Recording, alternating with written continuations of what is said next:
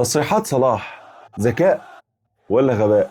السلام عليكم حبايب من عمر بودكاست، اهلا بيكم معايا تاني والاسبوع 16 من البريمير ليج. يلا نشوف الاحداث اللي حاصله والمشكله الكبيره اللي غطت على كل المباريات حتى مباريات الشامبيونز ليج.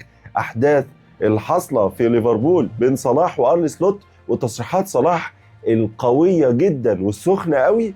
يلا بينا هنطير بسرعه على سبت الممتاز، وتشيلسي عنده مباراه مهمه جدا خاصه بعد الخساره في تشامبيونز ليج، والفرقه العجيبه اسد لندن فاز على برشلونه وراح خسر من اتلانتا في ارضها في ايطاليا. يعني البلوز تشيلسي بيفاجئنا زي ما قلنا قبل كده، بيعمل حاجات غريبه جدا، والمشاكل الدفاعيه اللي فجاه بتحصل، ومباراه غريبه جدا، وخسر 2-1 بعد ما كان متقدم 1-0 قدام الفريق الايطالي. لكن عامه الفريق الايطالي اتلانتا بيقدم كوره كويسه، لكن ما زال البلوز تشيلسي عليهم علامات استفهام كتيره جدا.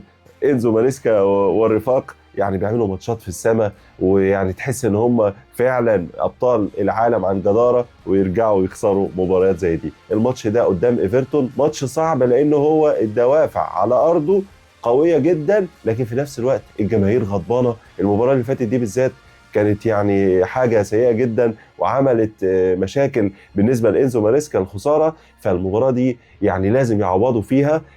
تألق ايفرتون وجاك جريليش وديفيد مويس، والفرقه بدات تشرب الطريقه اللي بيلعب بيها. حتى بيتو باري اللي بيلعب فيهم بيفرق. انداي مقدم مستويات كويسه. الدفاعات زي ما اتفقنا كلهم بيلعبوا بشكل كويس، وتحس ان الجرينتا بقت عند كل اللعيبه بتاعه ديفيد مويس المشهور بيها، خاصه في الدفاع. بيكفورت والتصديات الرائعه اللي بيعملها. المباراه دي بالنسبه لتشيلسي صعبه، هو يعتبر دور شويه في اللعيبه، لكن المباراه دي بالنسبه له حياه او موت. البريمير ليج المفروض ان تشيلسي بعد خساره ارسنال النقاط قدام استون فيلا في الفيلا بارك، ان هو يحاول تاني يضغط ويكمل ضغط، سواء هو او مان سيتي، علشان يفضل حلاوه البريمير ليج زي ما احنا عارفين، والنقاط قريبه، وان يكون في لسه منافسه لاخر نفس. بالنسبه لانزو ماريسكا هيلعب بنفس الاسلحه. اعتقد جواو بيدرو ممكن هيكون تاني اساسي في المباراه دي. بيدرو نيتو وهو خرجه بدري استيفاء، وممكن يشوفه اساسي. الدفاع معروف مالو جوستو وانزو فرنانديز وكايسيدو بعد الطرد، وفي ورا عنده الاسماء المعروفه في وجود روبرت سانشيز. عامة يعني المباراة هتكون ظريفة بين الاثنين، الزرق هيكون فيها شراسة من الفرقتين. اتمنى ان احنا نستمتع بيها، وعلشان الوقت نخش على المباراة اللي بعدها.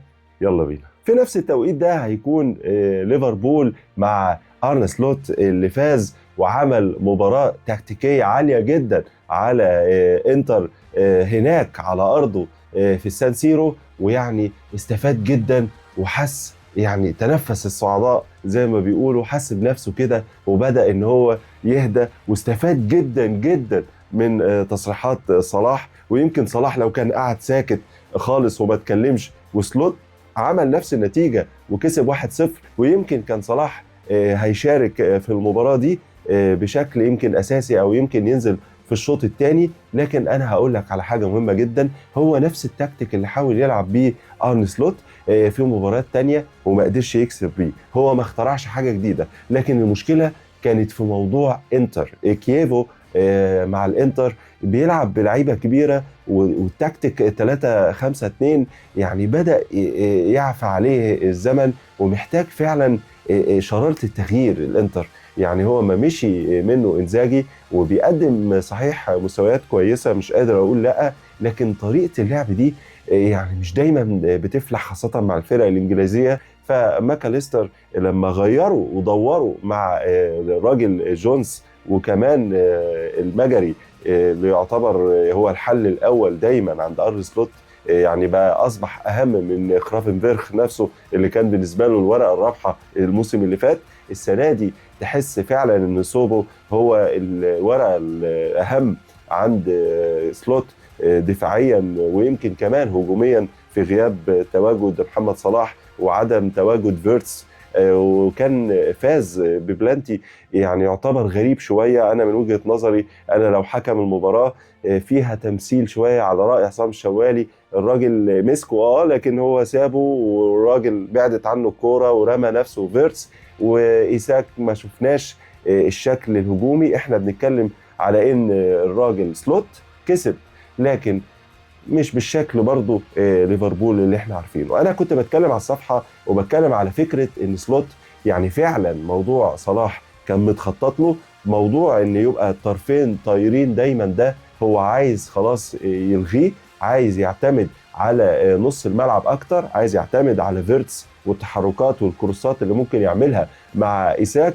والناس دي 23 و24 و25 سنة، فبالتالي هم يعتبر المستقبل خطة لقدام. فتقريبا كده سلوت كان متفق مع الإدارة، ووقت ما صلاح اتكلم يعني كان قعد مباراة كاملة ما اتكلمش وما قالش حاجة. وسلوت نفسه كان ممهد الموضوع وقال ان هو الراجل يعني مجهد ولازم نعمل تدوير. المباراة اللي بعديها نزله من بداية الشوط الثاني وفرق وعمل شغل. المباراة اللي بعدها ما لعبش ولا دقيقة ومن غير اي تفسير. ولما اتسأل هو صلاح ما بيلعبش ليه، قال عادي جدا انا اختار الفرقة حسب اختياراتي، والراجل الانسب في المكان اللي انا شايفه مناسب.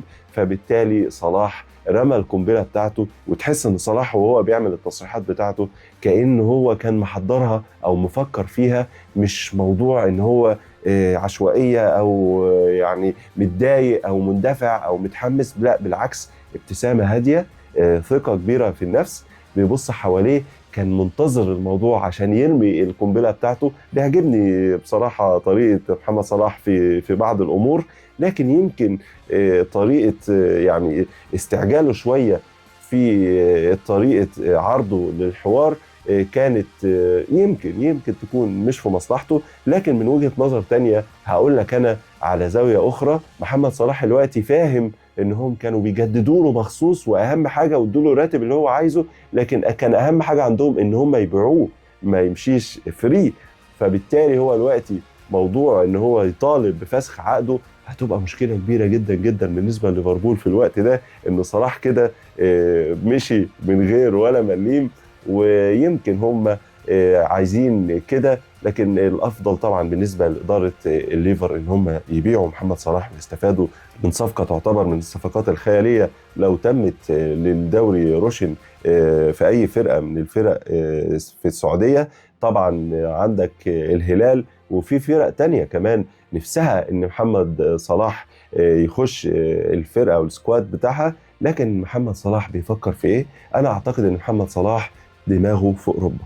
يعني انا ما اعتقدش موضوع السعوديه ده، يمكن كارت يمكن يروح. لكن دلوقتي انا افتكرت ريال مدريد لما جه رونالدو يمشي من ريال مدريد وقال لهم يا جماعه انا عايز كذا كذا، وبداوا يمطلوا فيه، قال لهم طب انا ماشي. وده كان افضل لمحمد صلاح من وجهه نظري عن تكمله مع ليفربول بعد الموسم اللي فات. كان حلو قوي كده، لكن مين كان يعرف المستقبل؟ مين كان يعرف ان سلوت هيتفق مع الاداره؟ ده من وجهه نظري انا مش ضروري يكون صح، ان هم متفقين سوا ان عمر محمد صلاح هيبقى 34 سنه كمان كام شهر، واللعيبه الجديده هي المستقبل. سلوت المدرب اللي يعتبر صغير ومجددين في الثقه. وانا كنت بقول لك من اول الدوري الناس عماله تتكلم عن اقاله سلوت، وانا اقول لك مفيش الكلام ده. الاداره بتثق في ارن سلوت، ومحتاجين ان هم يسيبوه اكتر واكتر زي مشروع كلوب. وكان في البدايه برضه بعض الناس ما كانتش راضيه عن النتائج اللي حصلت خاصه في الموسم الاولاني. عامه محمد صلاح يا رب يكون عارف هو بيعمل ايه. بالنسبه لليفربول عنده مباراه تعتبر صعبه على ارضه مع النوارس، لكن النوارس عندهم الخيوط اللي تقدر تضايق دفاعات ليفربول. سيبك من كوناتي في المباراة دي ما دخلش فيه أهداف لا هو ولا أليسون. سيبك من إن كيركس هو اللي هيكون أساسي بعد ما دور ونزل المرة اللي فاتت النجم الاسكتلندي. لكن أنا شايف إن فرصة النوارس إنها تضايق ليفربول على أرضها، وإن هي تكون عندها أهداف السبق عن طريق مينتي والرفاق كارلوس باليبا في نص الملعب وطريقه الامريكي الالماني الصغير فابيان في ان هو يدور على نقاط الضعف الواضحه جدا عند ليفربول المتمثله في كوناتي، وعندك كيركس والثغره في نص الملعب. صحيح ارن سلوت غطى شويه على الموضوع ده لما غير مكان ماكا وحطه في راس المثلث، رغم انه كان دايما بيلعب تحت، نتيجه لان هو يعني ما اداش بشكل كويس الموسم ده. شكلها كان كويس، لكن احنا بنتكلم دلوقتي على دوري مختلف، البريمير ليج واجواءه مختلفه تماما. انا اعتقد ان الماتش ده صعب، لكن انا اتمنى ان اداره ليفربول تخيب ظني وما يطلعش الموضوع كان فعلا مقصود، وان هم يفضلوا يزقوا في صلاح عشان يمشوه ويبهدوا ان هم يخلوه يمشي من النادي، زي ما عملوا مع ارنولد. واحده واحده طلعوه راجل مش كويس وخاين وكرهوا فيه الجماهير. وموضوع كارا اللي زي ما قلت لك قبل كده، هو وسكولز بيطلعوا يتكلموا مش بفير، مش بانصاف. ليه؟ لان هم انجليز وبيبقى فيه حاجات موجهه من الاداره، زي كارجر بيتكلم حاجات بتبقى يعني زي رسائل ضمنيه مبعوثه من اداره الليفر. اما سكولز بيتكلم بحكم ان هو انجليزي، واحنا عارفين حته اتس كامين هوم، واحنا الانجليز واحنا ومحمد صلاح اصلا بهدلهم وبوظ لهم كل الارقام في الدوري الانجليزي. فما تستغربش قوي ان يكون اول ما يقع من اول وقعه يحصل كده. انا مستغرب ان محمد صلاح نفسه هو اللي مستغرب، وكان متوقع غير كده. انت ما زلت يا محمد راجل مغترب وعندهم مش انجليزي، وما زلت مصري، فطبعا انت لا يمكن كنت هتحصل اكتر من اللي انت حصلت عليه من حب الجماهير الفظيع هناك، والناس صدقتك وحبت ابتسامتك الجميلة والبساطة والأناقة في اللعب وشخصيتك بشكل عام.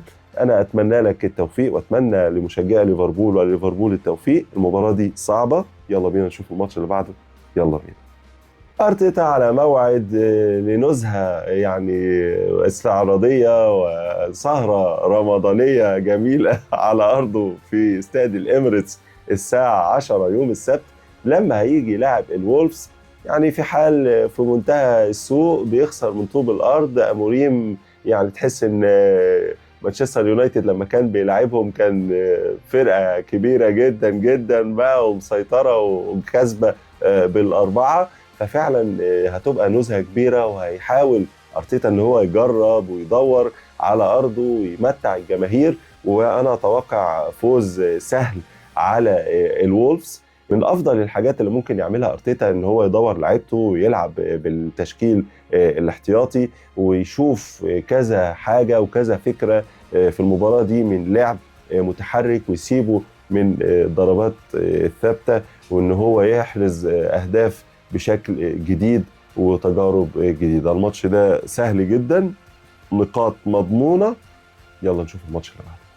نيجي للمباراة المهمة جدا بالنسبة للبيب جوارديولا. هيسافر يروح يلعب قدام النسور على أرضهم، وجلاسنر بيستنى المباراة دي لأن هو كان في مباراة قبل كده كانت في إيده الماتش، ولولاش إصابة ماتيتا يومها كان زمانه كسب الماتش ده. جلاسنر حاليا بيلعب على المنافسة، عايز يبقى في التوب فور، عايز يفضل موجود دايما في المنافسة، وهو فعلا كده. حاليا انت لو بصيت على الجدول هتلاقي فيه نقطتين بس بالنسبة لمان سيتي بينه وبين أرسنال صحيح هيكسب، لكن السيتي مش عايز يبعد تاني في النقاط. وفي نفس الوقت جلاسنر عايز يثبت لنفسه وللعيبته وان هم فعلا قد المسؤوليه. الفرق في موضوع الاجهاد اللي ممكن يضايق كريستال بالاس في المباراه دي، هو النهارده هيلعب في المؤتمر، وبالتالي موضوع التدوير هيكون مهم جدا بالنسبه لسيتي. ممكن فعلا يكون برضو متعب واجهاد ان هو رجع من مباراه مدريد وكان عامل لها حساب، رغم ان مدريد ما بيعيش افضل يعني مراحل حياته سواء في الدوري او في الشامبيونز ليج، وفي مشاكل كبيره جدا بتقابل الهادئ الانيق تشابي الونسو. قدر مانشستر سيتي يمكن بمجهود مش كبير قوي انه يكسب ريال مدريد 2-1، وعامة هو يعني يعتبر بالنسبة له هيكون فرصة كويسة انه ينقض على النسور. يعني هنشوف السيتيزنز محضرين ايه لجلاسنر. جلاسنر يقدر ان هو يفوز على السيتيزنز. اورايلي وما زلت انا شايف ان نقطة ضعف السيتي دايما بتكون الاثنين باكات في خط الدفاع، لان دايما جوارديولا في الفترات الاخيره لو خدت بالك ما بيبقوش باكات اصليه، دايما بيكونوا هما بيلعبوا في نص الملعب وهو بيخليهم يلعبوا في خط الدفاع، وبيستفاد من جوارديول اللي بيلعب حاجتين سوا. وموضوع تألق روبن دياس والدفاعات، وموضوع وجود دونا روما اللي مدي استقرار ونفسيه كويسه بالنسبه للعيبه، حتى لما بيخش فيه هدف بيبقى هدف صعب مش بسببه بالشكل ده. يعني المباراه دي هتبقى من اقوى مباريات الجوله، مباراه صعبه جدا. انا اتوقع انها تكون جميله جدا. في نقطه فاصله هتحسم نتيجه اللقاء، وهي نتيجه الشوط الاول هي اللي هتخلي يا اما كريستال بالاس يقدر ان هو يضايق مانشستر سيتي عن طريق نص الملعب، وارتون وكامادا واللعيبه اللي بتدي صلابه في نص الملعب. مينوس واصابته اصابه مهمه جدا، لكن هو ممكن غالبا هيعوضها، لكن مش هيقدر يعوض الامكانيات الهجوميه اللي بيعملها مينوس من الناحيه بتاعته. فبالتالي هو يلعب مايل من الناحيه الثانيه ناحيه ميتشل. هنشوف الماتش ده، انا اتوقع ان هو يكون ماتش مثير وجميل نستمتع بيه كلنا. وخلي بالك كريستال بالاس لو فاز هيبقى فرق بينه وبين السيتي نقطتين بس، هيبقى 29 نقطة والسيتي 31 نقطة. وأنا أتوقع برضو فوز أرسنال هيخليه يبعد في النقاط، هيبقى 5 نقاط ده لو السيتي خسر. عامة هنشوف الأسبوع ده مخبي لنا إيه. المباريات شكلها جميلة. يلا نشوف الماتش الأخير اللي هنتكلم عنه، مانشستر يونايتد وقدام حبات الكريز. يلا بينا. وفي سهرة يوم الاثنين مباراة لوحدها، سهرة كروية جميلة على مسرح الأحلام. يعني مباراة المفروض انها تكون مفتوحة وفيها كورة جميلة بين مانشستر يونايتد الشياطين الحمر مع أموريم ضد حبات الكريز مع المدرب الإسباني يعني المبدع إراولا اللي باع لعيبة ومازال واقف على رجليه، اللي عنده لعيبة بتصاب وبيجيب غيرها. إراولا مقدم مستويات كويسة. صحيح حصل تراجع وده مش مفاجأة أبدا، لأن اعتماده على اللعيبة اللي معاه تعتبر بتاع 13 14 لعيب فقط.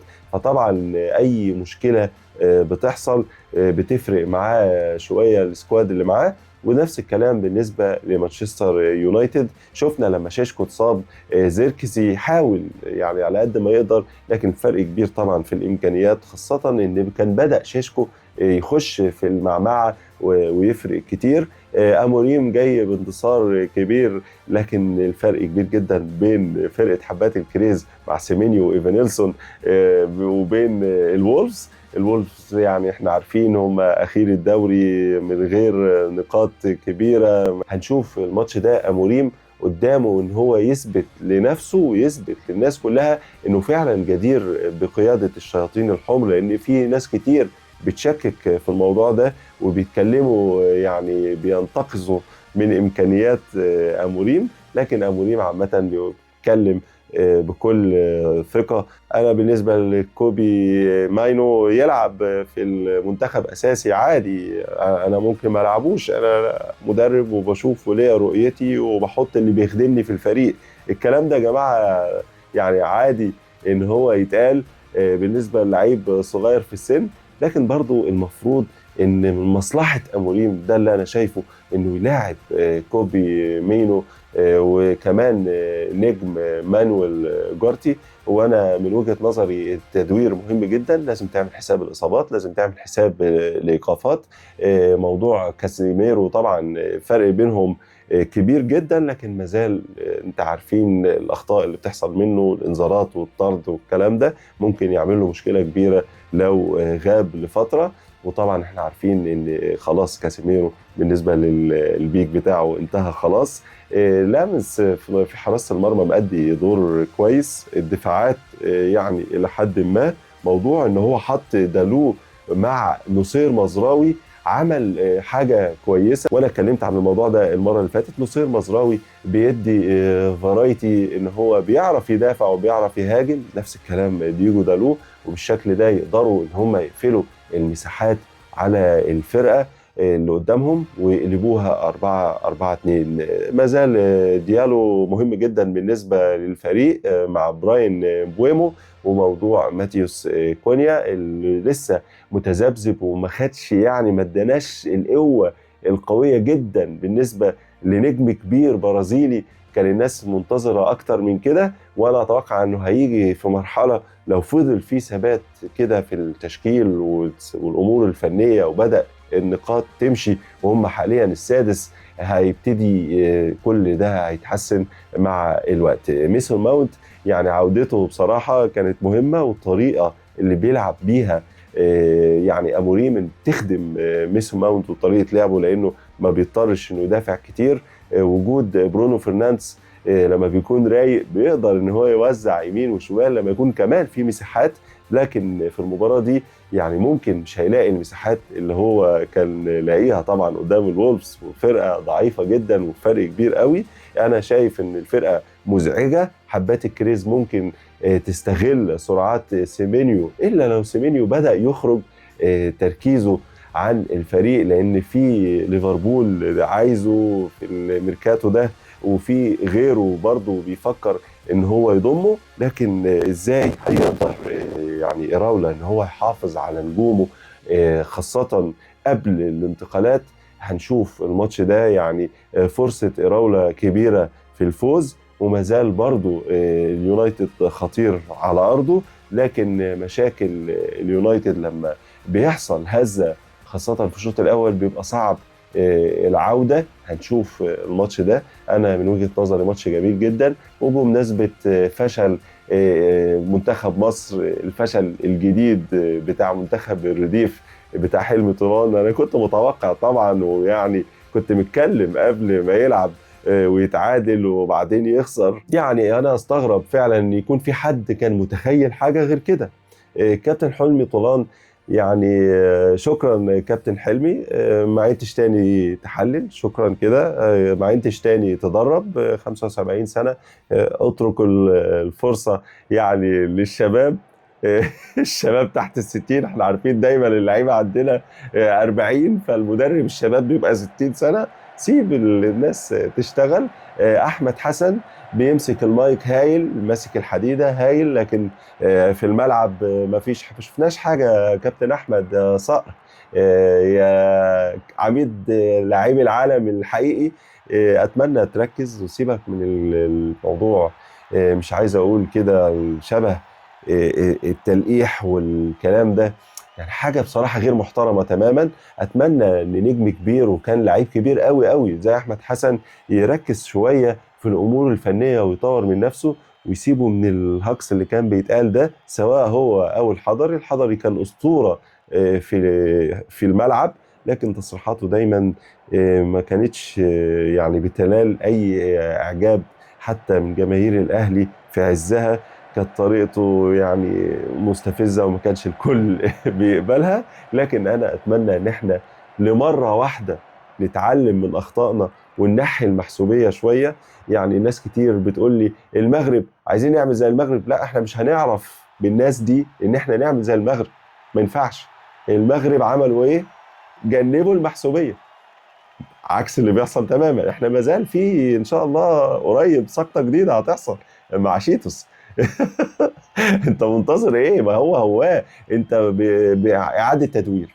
هماهم تشيل تجيب هو ودايره مغلقه من المحسوبيه والمعارف، وابن فلان وابن علان وابن خالد بيبو وابن مش عارف مين وابن شوبير يعني الى حد ما مصطفى شوبير بيقدم اداء كويس، لكن ما زال برضه حته هو ابن فلان وابن فلان يعني مستفزه ومقرفه ومش فالحين فيها. خلاص يعني شويه سيبونا نشم نفسنا، وشويه فكونا بقى من الاكاديميات وموضوع الاهلي والزمالك والالوان والكلام ده. الكوره في مصر بقت زفت الزفت، ولا في دوري ولا نيلة، وهم فرقتين ثلاثة والباقي شد السيفون. يعني أتمنى إن احنا نخلص من العك اللي احنا بنشوفه، ويرجع النادي الإسماعيلي ويرجع النادي الاتحاد والنادي المصري يكمل دايما بالشكل ده، والأندية الجماهيرية الجميلة الكبيرة.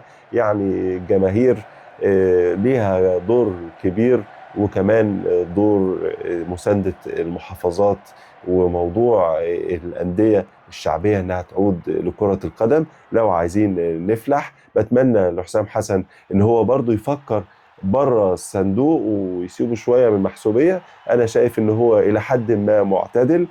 مباريات افريقيا مهمه جدا يا كابتن حسام، بالتوفيق لمنتخب مصر. وكاس العرب جميله وشكلها حلو وكل حاجه، لكن مازال المستويات نتمنى انها تكون افضل من كده. وهارد لك للجمهور المصري فقط. سيبك من بتوع اتحاد الكوره والفشل الكبير اللي هم عاملينه.